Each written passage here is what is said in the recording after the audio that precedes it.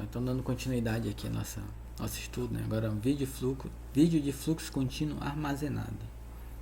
Tratando do DP, HTTP de fluxo contínuo e fluxo contínuo adaptativo dash, que é HTTP de fluxo contínuo adaptativo, certo? Então, os vídeos gravados eles vão ser armazenados e os usuários enviam solicitações para ver esses vídeos por demanda, certo? O usuário vai poder assistir o vídeo do início ao fim sem interrupção, parar de assistir antes que termine ou interagir com o vídeo. Então, como nós explicamos agora há pouco, né? Os vídeos já estão gravados, já estão no servidor. Por demanda, o cliente vai assistindo, né, aquele vídeo e tem a iteração, né, onde ele essa iteração vai ser no sentido dele poder dizer que parte ele quer assistir, se ele quer assistir de novo uma outra parte, se ele quer voltar, se ele quer avançar, se ele quer assistir numa velocidade diferente, certo? E aí existem 3 categorias: o DP de fluxo contínuo, HTTP de fluxo contínuo e HTTP de fluxo contínuo adaptativo. E aí percebam que aqui agora nós já estamos falando em relação aos protocolos de rede, né? As características da rede em si, mas não em relação à aplicação em si, certo? Nós já entendemos a aplicação, suas características, agora vamos entender um pouco sobre como os protocolos vão funcionar para que os requisitos, as características das aplicações sejam atendidas, né? Então, um pequeno atraso para iniciar o vídeo ele é tolerável. Então, se eu posso demorar um pouquinho para carregar o vídeo, o que eu vou fazer? Eu vou guardar em buffer uma reserva desse vídeo antes de iniciar. Então, quando a gente dá o play, lá no YouTube, por exemplo, eu estou usando sempre o YouTube aqui porque é o que a gente utiliza para nossas aulas, tá? Mas não é propaganda Google, nada assim, certo? Mas pode pensar em Netflix, Disney Plus, Amazon Prime, qual mais tem da Claro, né? Tem 300 serviços diferentes hoje em dia, né? Então quando a gente vai lá no YouTube e dá o play, assim, seria possível, né? Depende ali da banda que a gente tem, né? Seria possível, inclusive, começar aquele vídeo ali dentro de alguns milésimos de segundo, certo? E a gente nem perceber. Que, inclusive, se eu não me engano, está funcionando assim, né? A gente dá o play e quase que instantaneamente começa, né? Chega a ser bem próximo disso. Porém, começar assim, tentar começar exatamente quando a gente dá o play, se a gente atrasar um pouquinho, né, 1 segundo para começar, deu o play, demorou 1 segundo para começar, 2 segundos, até uns 5 segundos para começar, se depois que começou flui bem, numa boa qualidade, sem pausa, sem perda nem nada, eu estou satisfeito. Então, essa característica é aproveitada para quê? Para que seja inserido um buffer no cliente. O que esse buffer vai fazer? Então, a gente dá o play, o fluxo contínuo inicia, certo? A transmissão inicia, do lado do cliente ele começa a receber, só que ele não reproduz exatamente quando ele começa a receber. Ele vai colocando no buffer, ali na memória temporária, certo? Aqueles dados, e depois que aquele buffer encheu uma certa quantidade, aí ele começa a reproduzir. Por que ele faz isso? Porque dessa forma ele consegue minimizar os efeitos de variação na taxa de transmissão e variação do atraso, que são os 2 grandes problemas para vídeo, certo? Mas se momentaneamente minha taxa de transmissão caiu abaixo do mínimo necessário, se eu não tiver nada em buffer, a minha transmissão vai congelar ali, vai parar. Mas se eu tenho dados em buffer, o que acontece? Eu fico reproduzindo aqueles dados no buffer, enquanto a rede se restabelece e a transmissão volta. Além disso, tem a questão do atraso. Então, aqui, esse gráfico aqui embaixo tenta mostrar isso aqui. Então, esse em azul aqui são os momentos em que ocorrem as transmissões de dados lá para o servidor. Certo? Então, no T0, a primeira parte dos dados, os primeiros quadros do vídeo são enviados. aí passa um tempo delta, outra quantidade, outra parte do vídeo é enviado. Passa uma quantidade delta, outra parte do vídeo é enviado, quantidade delta, outra parte do vídeo é enviada, assim vai. Tá? Ao longo do tempo vai sendo transmitido assim, transmite uma parte, depois transmite outra parte, depois outra parte, depois outra parte, assim vai. Lá no servidor, ele idealmente ele tem que receber nesse mesmo ritmo daqui, porque esse ritmo ele é adequado para que a reprodução ocorra de forma contínua, né? Então, fluxo contínuo para que tenha a reprodução contínua lá do outro lado, certo? Só que assim, ele começou a transmitir no tempo T0. Digamos que ele recebeu lá no tempo T1. Se ele... E aí teve um atraso, então do T0 a T1 teve um atraso, que é o atraso lá da rede, de pegar o pacote, enviar, chegar do outro lado, reproduzir, tudo mais, teve atraso, né? Se ele começar a reproduzir exatamente quando chegar a primeira parte, nesse tempo T1, se a segunda parte atrasar um pouquinho, o que acontece? Ele está enviando a cada delta, então a cada delta ele tem que ter lá do outro lado as partes para reproduzir a fluxo contínuo. Se o segundo demorar um pouquinho mais do que delta, né, o que acontece? Quando chegar o tempo T1 mais delta que deveria reproduzir, aquela parte não está lá e o vídeo vai travar, né?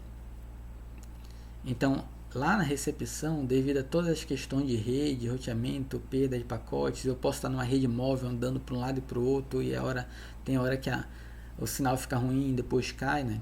Então a recepção não vai seguir esse fluxo contínuo aqui, né? Ele vai seguir um fluxo bagunçado como está aqui desse lado. Se eu aguardar um certo tempo para começar a reproduzir, então se eu começar a reproduzir só no tempo T3, o que acontece? No tempo T3, bora pegar aqui o T3, né? Passar uma reta aqui na vertical, né? No tempo T3, ele já tem o que? Ele já tem armazenado até a sexta parte do vídeo. Então no tempo T3, quando ele começa a reproduzir, ele vai reproduzir a primeira parte, depois a segunda, depois a terceira. Por mais que ocorra uma parada, uma perda momentânea na transmissão, ele já tem buffer até a sexta parte do vídeo. Então se a sétima parte, a oitava parte ainda não chegou, atrasou um pouco mais, isso não vai prejudicar a transmissão, a reprodução contínua, né? Então, lógico, não pode ter um atraso tão grande, né? Porque senão, em um momento, o buffer vai esvaziar, certo? E aí a reprodução contínua vai parar. Então, assim, o buffer ele ajuda para que esse fluxo que não é contínuo aqui na recepção não afete a reprodução contínua. Então, essa é a vantagem do fluxo. É isso. Essa diferença, né, que vai tendo aqui em cada degrau desse pode ocorrer ou pela perda de pacotes, pela transmissão que ficou a banda ali, né, que caiu devido a problemas de ruído, problemas no servidor, problemas no meu link com o provedor, pode ser devido aos atrasos nos roteamentos, atraso devido aos protocolos de retransmissão de pacotes, se eu estiver usando algum protocolo de retransmissão, assim vai. Então existem muitos motivos para que tenha essa desorganização, entre aspas, né, na recepção. E aí o buffer vai ajudar a resolver esse problema, né? Então esse é o primeiro item, a inclusão de buffer para melhorar, né? E esse buffer ele é aplicado tanto para UDP de fluxo contínuo, para HTTP de fluxo contínuo, para HTTP de fluxo contínuo adaptativo. Sendo que no UDP de fluxo contínuo, que é o caso aqui agora, o servidor ele vai transmitir o vídeo na mesma taxa de consumo de vídeo de cliente, e o buffer que a gente vai utilizar lá do outro lado, ele é pequeno, de até 1 segundo, né? Então o buffer ele não é grande e a transmissão vai ser feita a mesma taxa de consumo do vídeo. Então se o vídeo precisa ali de 2 megabits por segundo, o servidor vai enviar a 2 megabits por segundo, né? Como ele envia 2 megabits por segundo, não tem por que o buffer ser grande? O buffer vai ser ali pequeno o suficiente somente para regular um pouquinho ali o início e o início da transmissão, né? Então, no máximo de um segundo. Antes de encapsular no UDP, ele vai usar esses trechos de vídeo, né? Então vai ser encapsulado então, lá na camada de aplicação. Vou pegar o trecho de vídeo e encapsular numa mensagem, né, da aplicação, para depois passar lá para o DP. Então, antes de passar lá para o DP, ele é encapsulado no RTP, Real Time Transport Protocol, que a gente vai ver quando falar de transmissão, quando falar de transmissão ao vivo, tá? Mais lá na frente. Tá? Então, ele vai encapsular no RTP. Além do fluxo de vídeo servidor-cliente, né? Então, assim, acredito que está óbvio a todo mundo que vai ter um fluxo de dados, né, do servidor para o cliente, que são exatamente as partes do vídeo sendo transmitidas, que vai estar lá no fluxo contínuo. Também precisa ter uma conexão, um fluxo de dados no sentido contrário, do cliente para o servidor, que vai ser para quê? Para controle, né?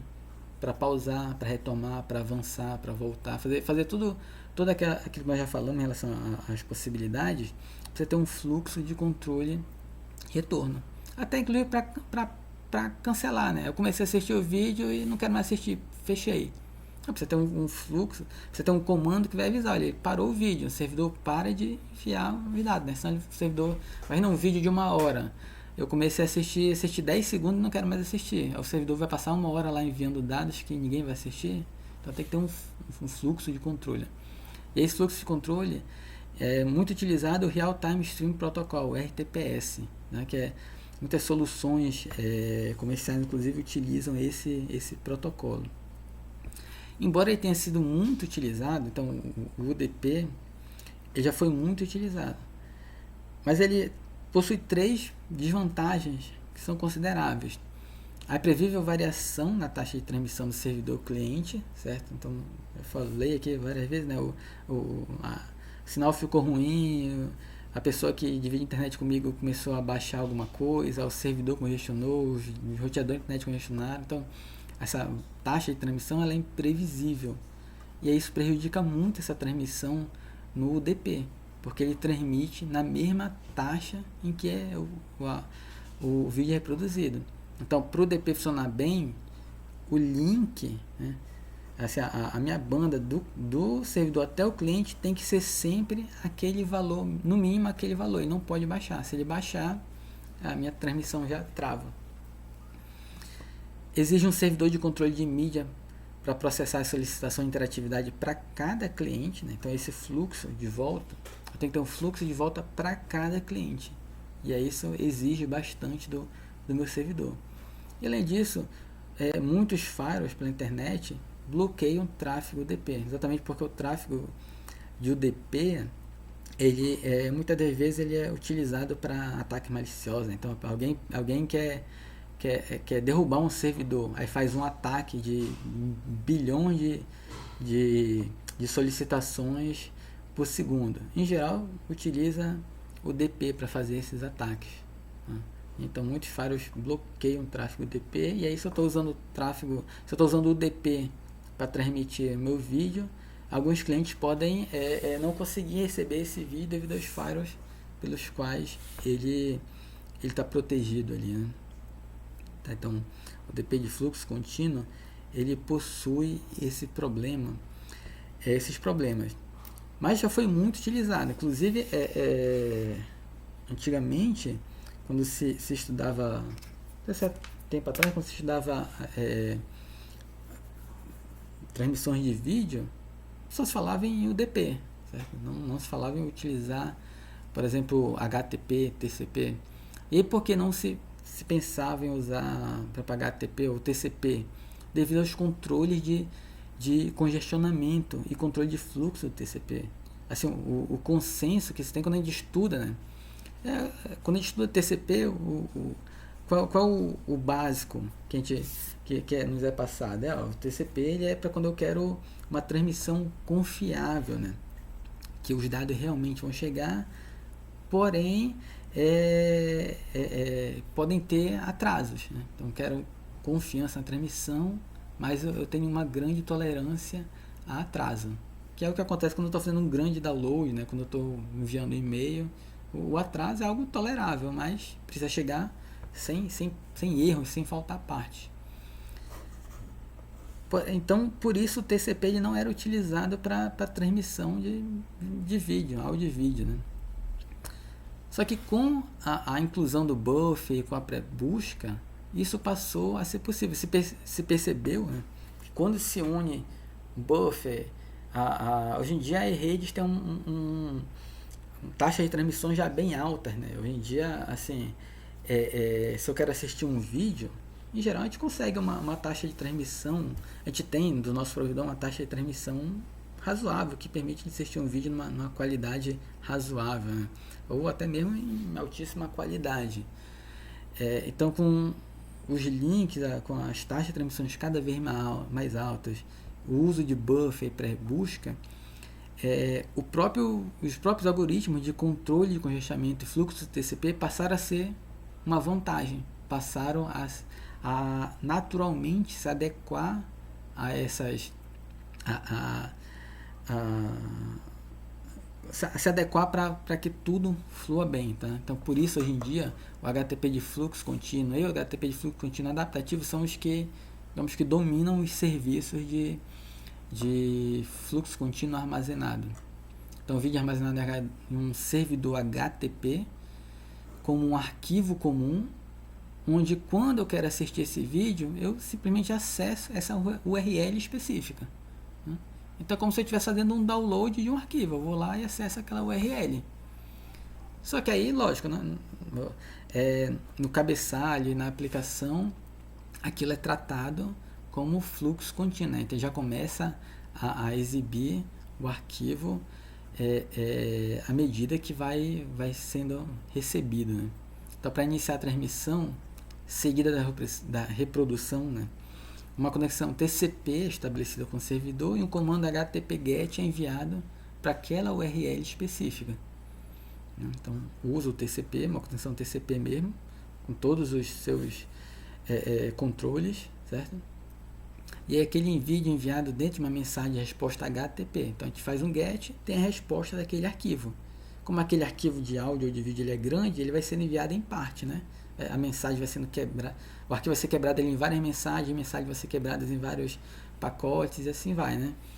E aí aquilo tudo vai sendo enviado dentro do HTTP. À medida que eu vou recebendo aqueles dados, eu vou reproduzindo aquele vídeo.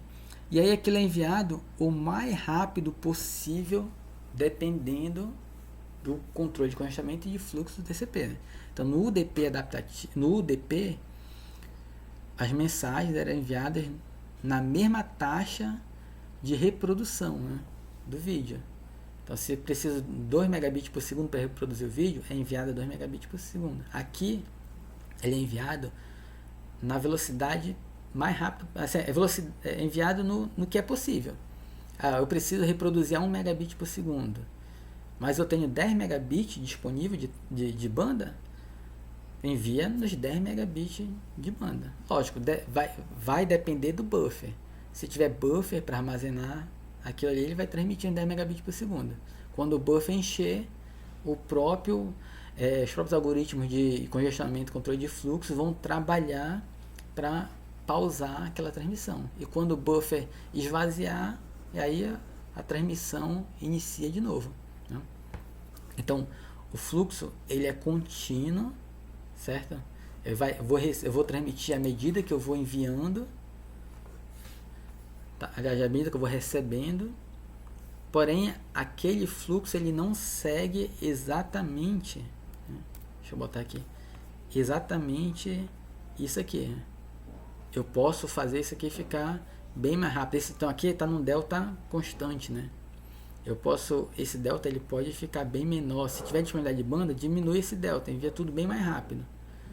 Encher o buffer, aí aumenta o delta, envia mais devagar. Isso não vai ter problema do outro lado, porque essa mudança aqui, esses deltas, vão ser vão no final fazer essa. Aqui eu tenho uma inclinação, né? Essa inclinação vai ficar maior, vai ficar mais alta aqui, né? Então significa que na verdade as coisas vão ser recebidas antes do tempo necessário para que eles sejam exibidos. Tá? Então o vídeo é enviado dentro de uma mensagem de resposta HTTP o mais rápido possível. No cliente, os bytes recebidos são armazenados em buffer. Aí esse buffer ele tem uma quantidade ali maior, não é agora só de 1 segundo como DP, se ele de bons segundos, 10, 20 segundos, a depender do buffer da aplicação. E a reprodução do vídeo inicia quando o buffer alcança um determinado limite, né? A variação na taxa de transmissão no formato dentro de serra, que é aquele formato típico que a gente vê quando estuda lá o TCP, e o controle de congestionamento, eles inicialmente eram entendidos como sendo inadequados para transmissão de áudio e vídeo, né?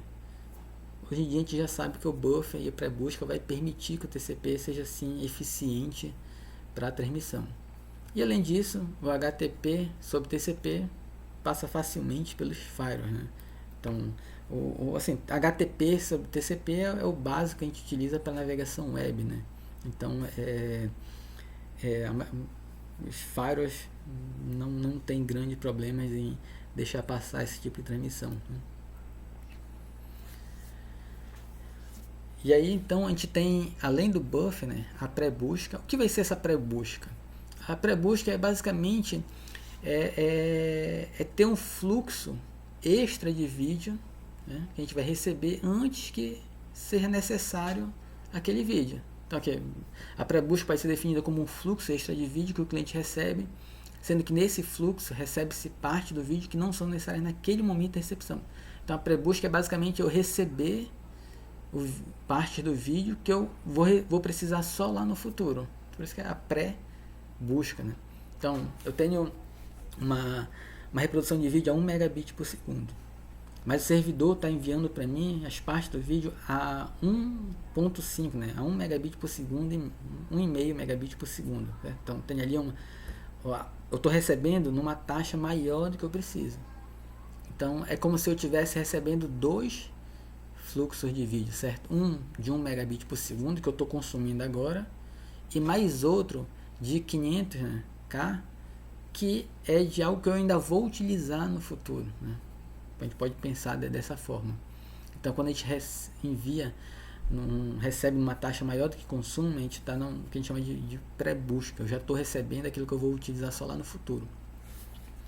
E a pré-busca é possível quando a taxa de transmissão é maior do que a minha reprodução de vídeo, e obviamente eu estou usando o buffer, né, para armazenar aquelas partes dos vídeos, né? Então as partes do vídeo serão necessárias no futuro, são recebidas de forma adiantada e armazenadas no buffer, e o próprio mecanismo de controle de congestionamento TCP faz com que essa pré-busca seja natural, né? Então o controle de congestionamento TCP vai estar olhando ali, ele fica sempre tentando aumentar, né, a taxa de transmissão, mas ele fica vendo ali se os pacotes estão sendo perdidos, se o link não está congestionado. Se estiver congestionado, ele baixa. Se tiver disponibilidade, ele aumenta.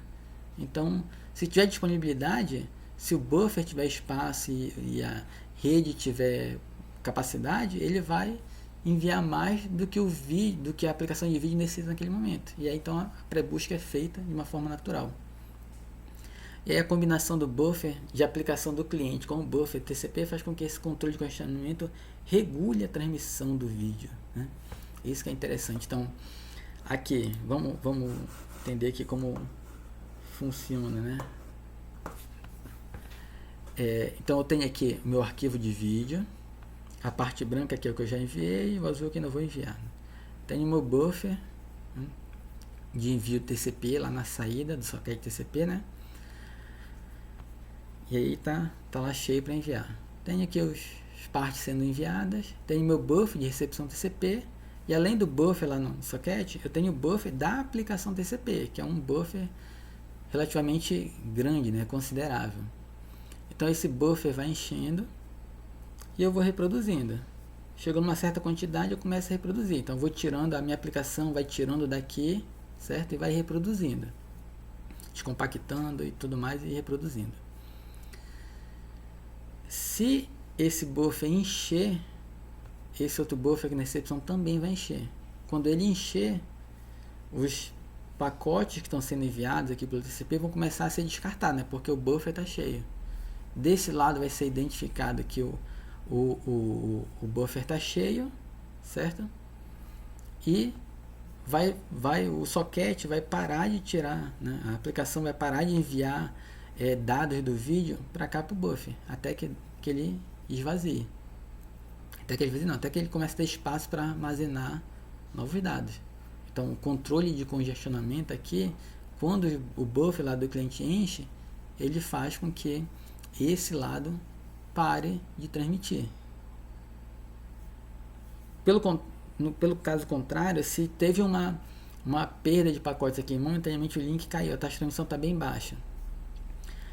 Aí esse buffer vai começar a esvaziar, certo?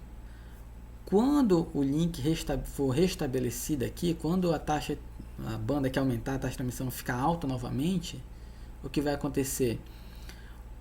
Esse buffer, como ele tem espaço, ele está enviando para cá, né? Aqui esvaziou, aqui também vai começar a esvaziar. Como tem espaço aqui, quando aqui o TCP começar a enviar e perceber que está sendo recebido lá sem problema e que assim, é possível enviar mais, uma velocidade maior, o controle de congestionamento vai fazer enviar mais, né? Vai enviar mais do que necessário. Esse buffer aqui então vai começar a encher, que vai começar a encher também esse outro buffer aqui. Então, com essa combinação de buffers, o próprio controle de congestionamento faz a regulação de quando precisa parar o envio e de quando precisa aumentar esse envio, né? Para que esse buffer aqui sempre fique com uma quantidade razoável para que a reprodução seja contínua. Obviamente, dependendo da rede, né, a gente pode ter problema aqui. Então eu tenho aqui meu buffer lá do cliente.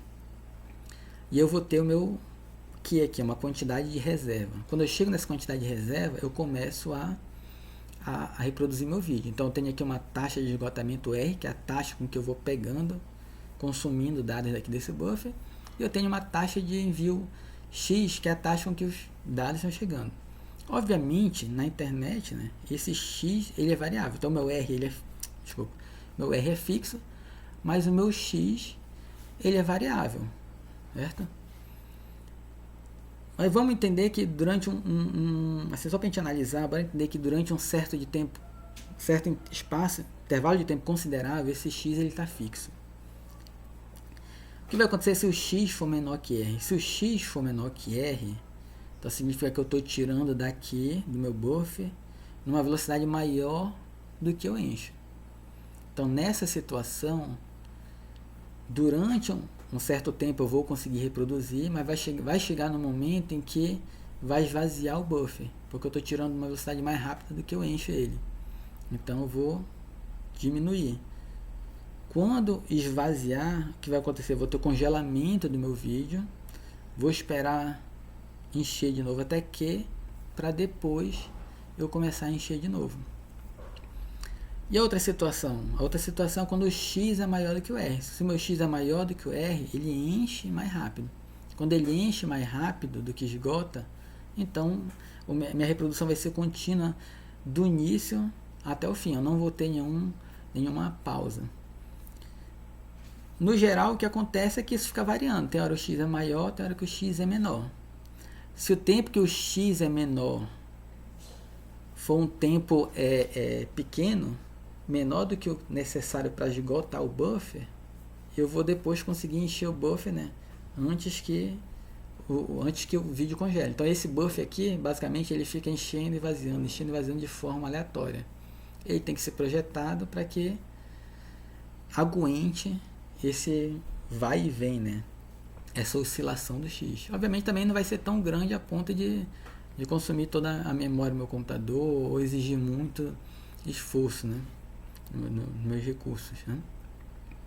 Então assim o buffer consegue atuar e minimizar todos os problemas que podem ter na minha transmissão.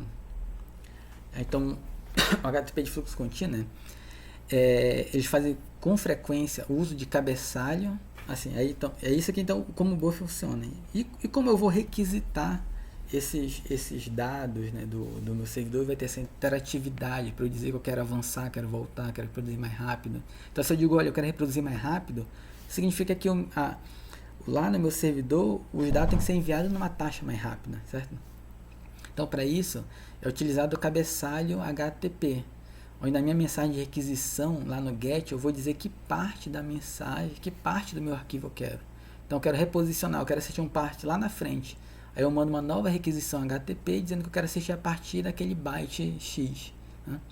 E aí quando o servidor recebe essa requisição, ele cancela o que está enviando e começa a enviar, lógico, para aquele cliente, né? Não cancela dos outros clientes, para aquele cliente específico, ele começa a enviar o que foi pedido e cancela o que estava fazendo antes. Né?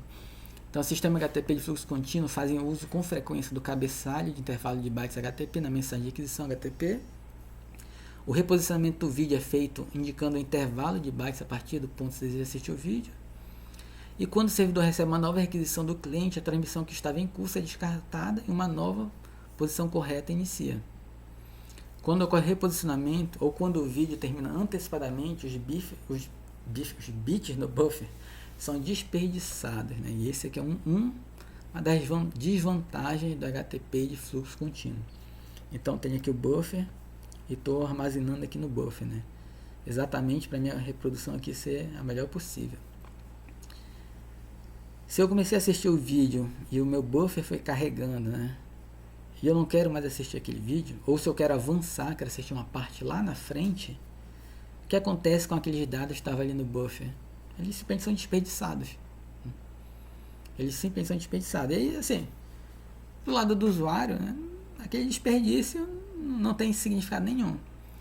Mas se a gente pensar na internet como um todo, nos recursos que foram utilizados, se eu pensar que essa minha transmissão aqui, esses bits que eu recebi, significou que outra aplicação teve atraso, né? Se a gente pensar de um modo global, na internet, todo mundo utilizando, esse desperdício aqui de bits é um grande desperdício, certo?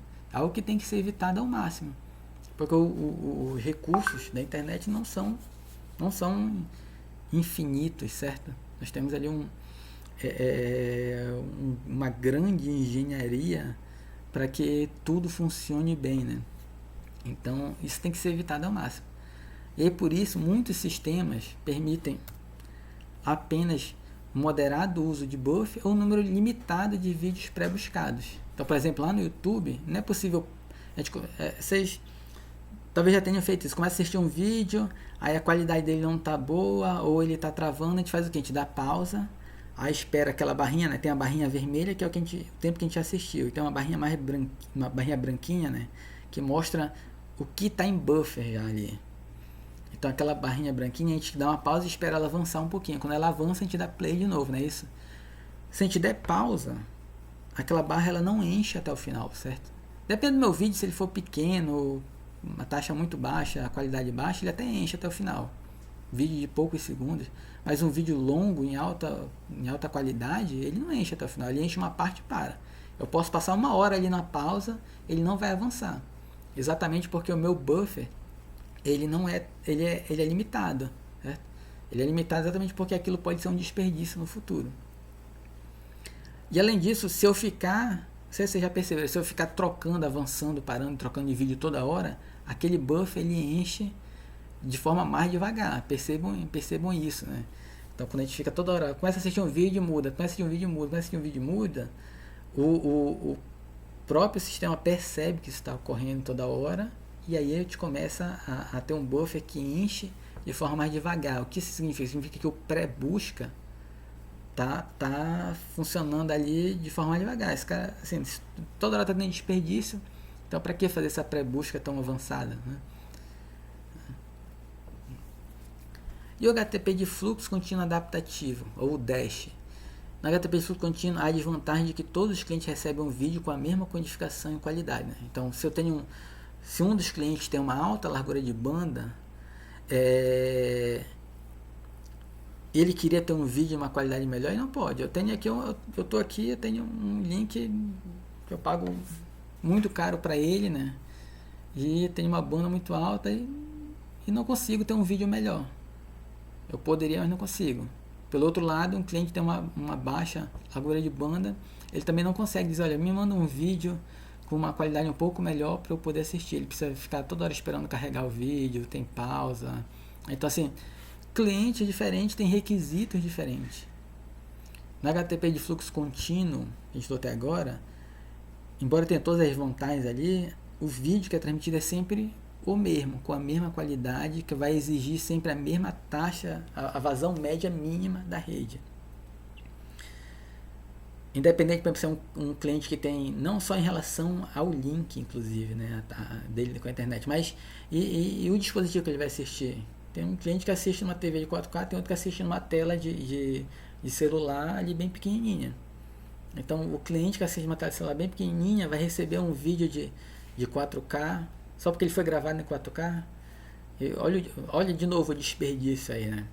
Então, essa variação grande de cliente diferente, com dispositivo diferente, fez com que se criasse o fluxo contínuo adaptativo, que é aproveitar a possibilidade de codificar o vídeo em várias versões diferentes e enviar então uma versão para o cliente, a codificação na qualidade mais adequada ao link, ao dispositivo dele. Essa é a ideia. Então, no Dash, o vídeo é codificado em muitas versões diferentes, cada qual com uma taxa de bits e um diferente nível de qualidade.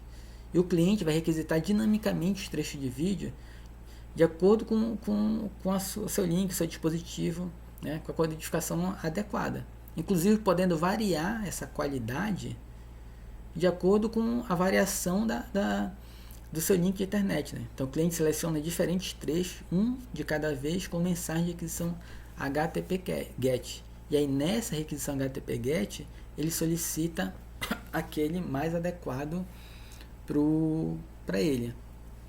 Então o Dash permite a um cliente se adaptar à largura de banda disponível, se a largura da banda fim a fim mudar durante a sessão. Esta funcionalidade é particularmente importante para usuários de dispositivos móveis. Né? Então a gente está se movendo, fica tendo aquela variação da taxa de transmissão, da qualidade de sinal.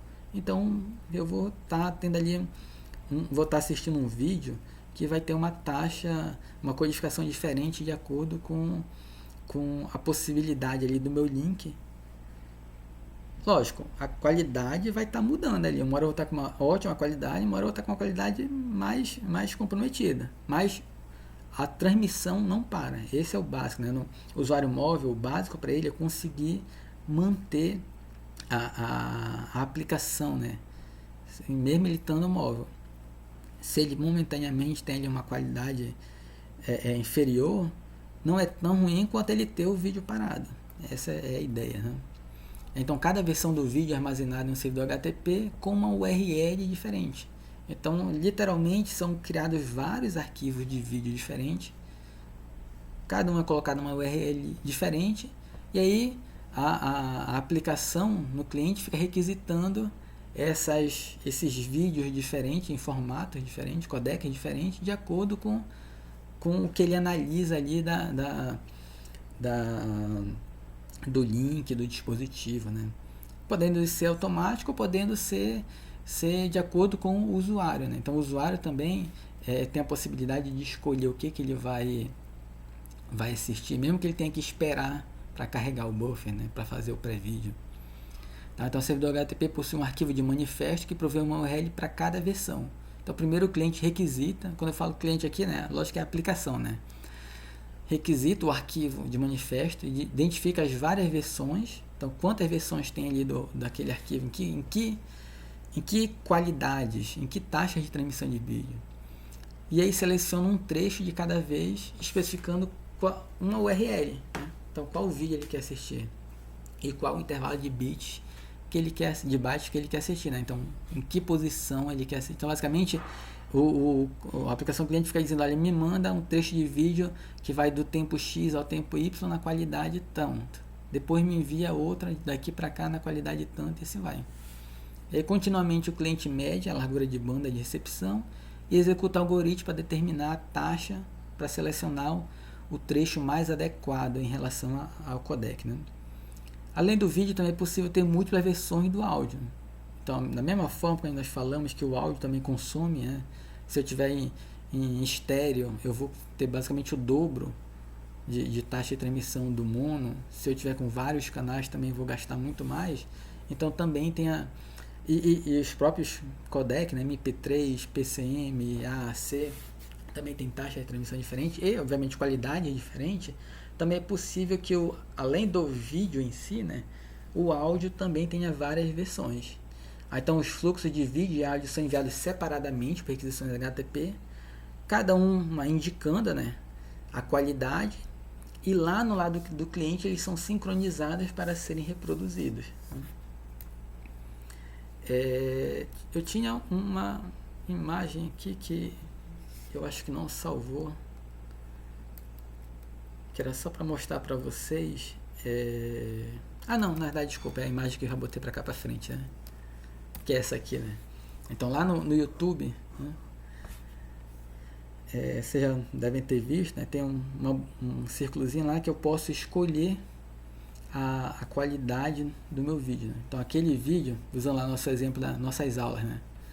Então, aquele vídeo, ele tem ali, está gravado, né, em vários formatos. E aí, inclusive, não fui eu, né, que gravei a aula e depois passei para vários formatos. Quando eu carreguei no YouTube, eu gravei usando um determinado codec aqui e mandei para o YouTube.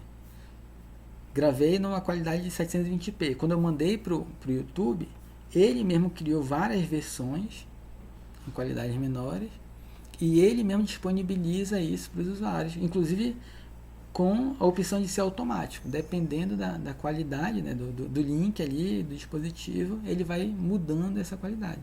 Eu também tenho a opção de dizer, não, eu quero 620p e ponto final. O custo disso é ter que esperar, às vezes ter que congelar o vídeo, ter que esperar carregar novamente para continuar assistindo, né? Esse aqui é exatamente o DASH, né, o HTTP de fluxo contínuo adaptativo, né?